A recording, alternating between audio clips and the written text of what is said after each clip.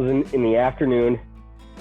Not much was happening. I was taking a daytime nap like I did when not much was happening in Afghanistan, and then just boom, just a massive explosion shook our entire, our entire tree that we were in, and we all pop up. Most of us are in shorts and t-shirts, and we're like, what the heck is going on? Then all of a sudden we start hearing gunfire incoming. We're starting to take all kinds of RPG. We get out. We had two teams on Ghazni at the time, and then a platoon sergeant and a lieutenant.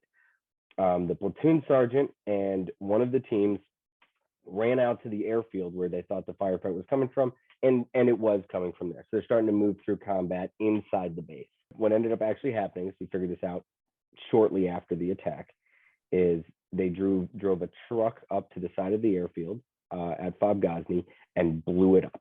So it was a ginormous vehicle full of explosives. They blew it up. This is a 2-layer HESCO barrier. They blew apart 3 levels of double-layer HESCO barrier, like 3 wide and 2 deep, massive gaping hole in the wall of the base with that vehicle. 9 suicide bombers came running in. All of them had the exact same almost uniform-like equipment on them. They had a main charge on the front, a main charge on the back, and then grenades lined up around them. They all had an AK-47 with a grenade launcher. So they had the grenades for the grenade launcher as well as hand grenades on them.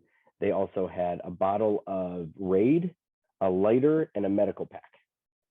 Every single one of them had the exact same thing. They were wearing an Afghan uniform, and underneath their uniform was the white pajamas going from top to bottom, and then some of them had sunglasses and stuff like that. But they all had a bandolier. They all fully uniformed, pretty much exactly what they were going to have.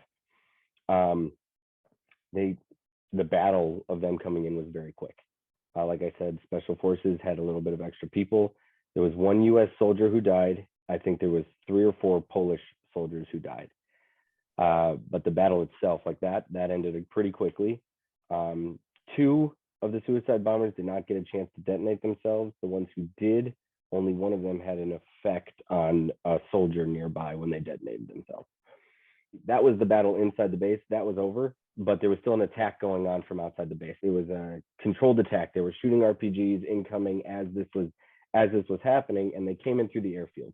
So we couldn't get air assets in Ghazni up in the air. So all the air assets we were getting had to come from other bases. So we were trying to clear off the airfield so we can get our own up in the air. And because they all came in with all those grenades on them, when they detonated, they threw grenades everywhere. So what we were doing is we're taking apart the suicide vest, the grenade, and clearing the airfield, picking up the grenades that had just withstood an explosion. So like I said, a few of them didn't get a chance to set off their vests. So there was full up live vests there, and there were some vests that only partially exploded, and then a bunch of grenades. So we're going around and policing the area. And then as we come up to these grenades on the ground, we had to determine, can we pick this up and put it in the pile of our rest of our grenades, or is this one too hazardous? Do we have to blow it up in place? Which there were about 5 or 6 that we decided, no go, we cannot pick this one up. Fuse is bent and cracked open, or this one's completely twisted and ready to go. That kind of stuff is what our determining factors were. Fun story about it. My team leader, Babcock, he is on one of the suicide bombers' vest on the bandolier. He has the bandolier. So the suicide bomber, his bandolier, it took a bullet right in the bandolier, which has the magazine for the AK, the spare magazines for the AK, right? So it took a bullet right there. And the bandolier was closed, shut. So I am about to bend down and pick up this grenade. I stood over it for about 5 seconds. I'm like, yep, this grenade is fine. I think I could go ahead and pick it up. So I'm slowly bending down to pick it up, because you're still careful with a grenade that you're deciding to pick up, right?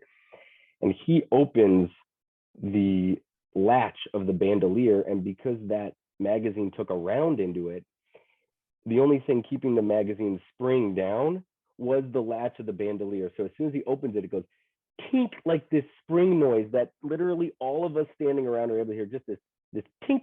When that spoon comes off of a grenade, when the spoon comes off, it's like a tink.